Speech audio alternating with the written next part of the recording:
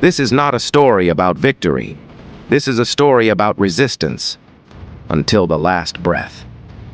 In the harsh land called Sparta, boys were not born to live comfortably. They were shaped, trained, and forced to become one thing: fearless warriors. From infancy, they were chosen.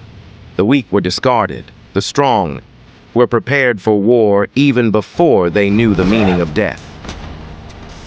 Taught never to retreat, never to surrender. At the age of 7, Spartan children were thrown into a world of pain. There was no comfort. There was no affection. Only discipline, hunger, cold, and the command, survive or die. They were trained to fight wolves, not only with strength, but with brains and killer instincts. Wolf. Saving the scent of the meat.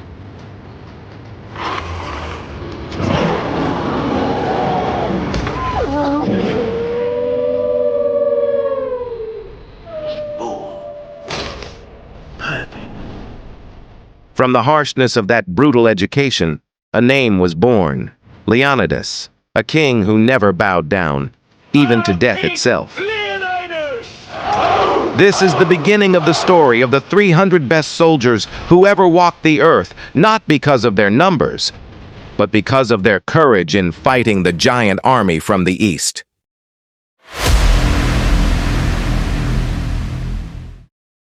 After growing up to be a fearless warrior, Leonidas ascended the throne as king of Sparta, and as was the tradition of the kings there, he ruled not from his throne, but from the front lines. But the peace did not last long, for from the east came the greatest threat the world had ever seen: the Persian Empire, led by a man who considered himself a god, Xerxes. A Persian envoy arrived, not to make peace but to threaten, not to ask, but to demand Sparta's submission. "Give us the land and water," he said, a symbol that Sparta now belonged to Persia. But there was one thing the Persians did not understand. Sparta did not submit. Sparta did not kneel. Sparta fought back. In an instant, Leonidas made an irrevocable decision. No diplomacy, no negotiations. The answer was a kick into the abyss. This is Sparta!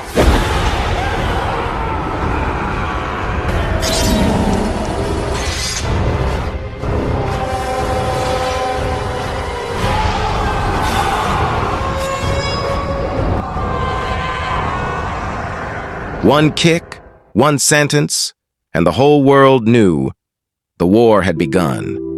Before raising his sword, a Spartan king had to ask for permission, not from the people, not from the soldiers, but from the guardians of ancient traditions, the consuls and oracles at Delphi. Inside that dark temple, there were religious leaders who were supposed to be holy, but the reality, they did not worship the gods, they worshipped Persian gold. They had been paid off, they had been bought, and their message to Leonidas was simple: don't fight, Sparta must not move. It was not a prophecy, it was not a miracle, it was just corruption, disguised as the voice of the gods.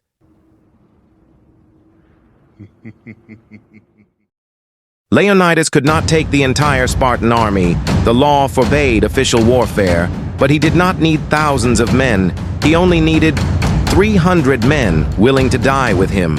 No mercenaries, no half-hearted soldiers. Only those who have tasted hell since childhood are chosen. Full soldiers, not farmers, not slaves, not young men who are still uncertain. Sparta does not ask, "Who is strong?" Sparta asks, "Who is willing to die?" They are not an army. They are a warning, a message to all of Greece. If 300 dared to stand up, what excuse do you have to kneel? As they were about to depart, suddenly the messenger of the gods arrived. If he forced war, he would be considered to have broken the law. He was not only fighting Persia, but also the traditions of his own people. But there was one thing they forgot. You can tie a king's hands, but you cannot tie his honor.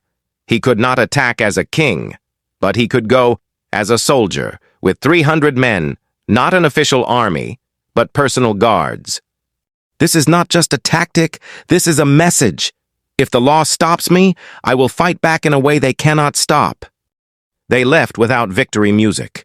There was no celebration, because they knew. Most likely, they would not return. At the city gates, Queen Gorgo, a Spartan woman tougher than half of the Greek men, did not cry. She said only one sentence: "Bring your shield home, or be carried on it." On their way to Thermopylae, the 300 Spartan soldiers did not travel alone. They met up with troops from other Greek cities, including Arcadia. There were many of them, but not all were true warriors. The allies arrived proudly in large numbers. They asked, "Only 300 men? Is that all Sparta sent?" But Leonidas was not intimidated. He asked each army leader just one question: "What is your occupation?" "Farmer, stonemason, blacksmith." Then he turned to his team and asked, Spartans! What is your profession? In one moment, everything became clear. Numbers are not strength.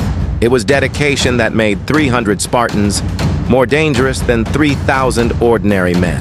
Upon arriving at Thermopylae, Leonidas saw the perfect terrain, a narrow gap between the mountains and the sea, a place where the large Persian army could not use their numbers to their advantage. There, tactics defeated numbers. They built a wall of stones and the bodies of the first enemies they killed. Leonidas was not waiting for victory. He was waiting for the first wave, and he knew, when the Persians arrived, history would be written in blood. That day, dust began to stir on the horizon. Thousands of Persian troops were approaching, an endless line, like a sea of men ready to swallow 300 Spartans alive.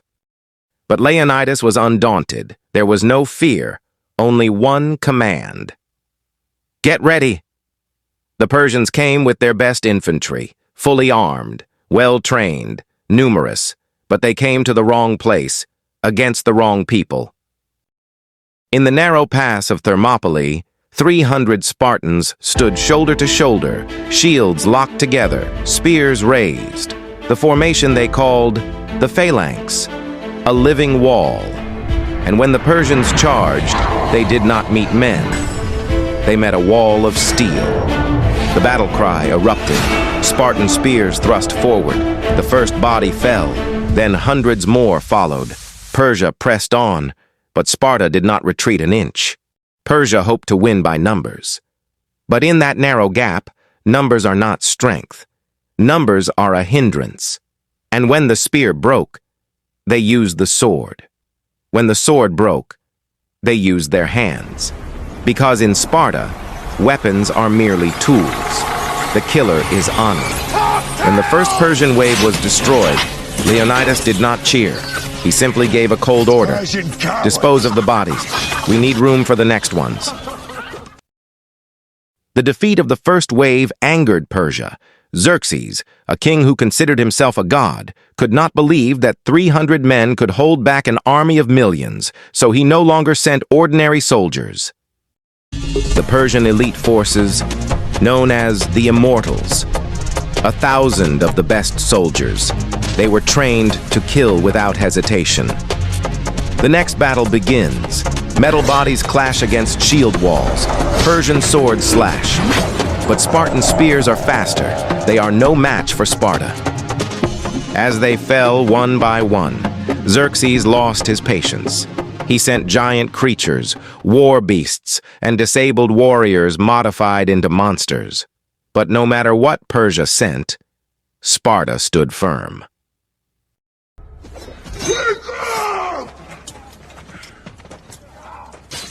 And finally, Xerxes himself descended from his throne. With golden splendor, his body covered in jewels, and a voice full of arrogance, he called out to Leonidas, "Kneel. Acknowledge me as your god, and Sparta will live in luxury and honor."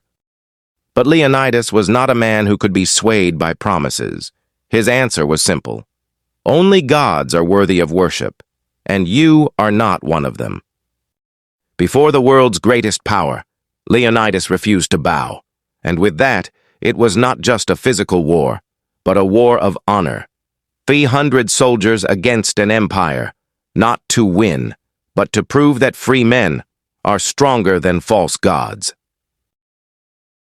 It's an offer only a madman would refuse. But the idea of kneeling of yours has left a nasty crack in my leg, so...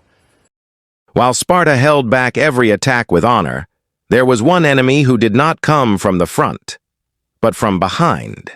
His name was Ephialtes, a disabled man who wanted to join Leonidas, but was rejected because he was unable to maintain formation. Sparta did not reject him out of hatred.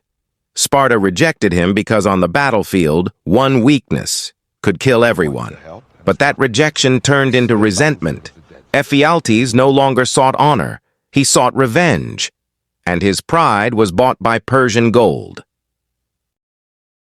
Leonidas! You are wrong! In front of Xerxes, he revealed the secret that should have been known only to Sparta, the hidden path behind the mountain, the route that would allow Persia to attack from the rear. Xerxes didn't need to conquer the Spartans. He only needed to outflank them. I want to do that for Done.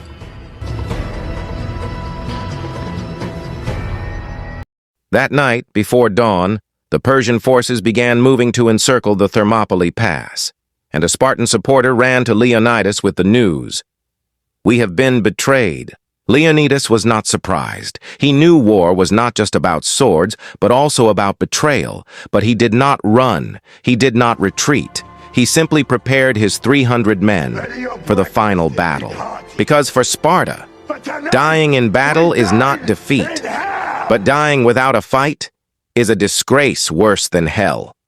Leonidas knew the end was near, but he also knew the right end could change history forever. The dawn glowed red, not because of the sun, but because of the blood that would be spilled. Leonidas stood before his 300 soldiers, not as a king, but as a brother in arms. "Today, we dine in hell." Those words were not motivation. They were a promise that they would not return home, but their deaths would have meaning. The Persian army came from the front and from behind, like waves that never stopped. But Sparta did not waver. They did not retreat. They advanced. Persia has millions. Sparta has honor, and honor cannot be counted in numbers. Amidst the chaos, Leonidas stood up to the god king, Xerxes, an ordinary man who dared to look into the eyes of one who considered himself a god. Leonidas knew he couldn't win, but he didn't come to win. He came to show the world that tyranny can be resisted, even by 300 men.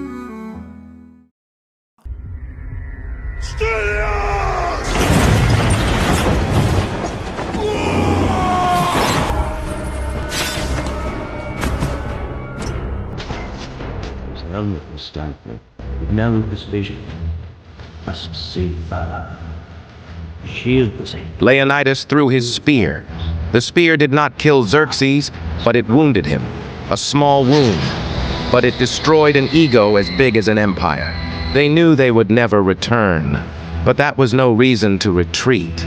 Because in Sparta, fear is a sin, and to die with a sword in your hand is the highest honor. And one by one, the Spartan soldiers fell, until only Leonidas remained. His body was covered in wounds, but his eyes still burned like fire.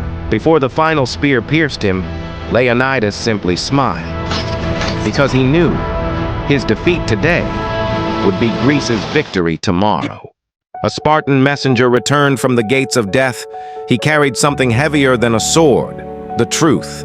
Leonidas and 300 Spartans have fallen. Then Queen Gorgo rose, a woman, but her voice was sharper than a hoplite's sword. She stepped into the Greek council. No screams, no panic, only tremors, tearing through the silence. If those standing at the gates of hell can give their lives for Greece, what reason do you have to remain seated? But the council, full of Persian money, they are traitors. But what they didn't understand, or deliberately ignored, was that the death of 300 Spartans was not the end. It was the beginning of something they could not control. The anger of all Greece, from villages to city-states, from commoners to soldiers, from Athens to Sparta, not because of ambition, but because of vengeance and honor. The victory!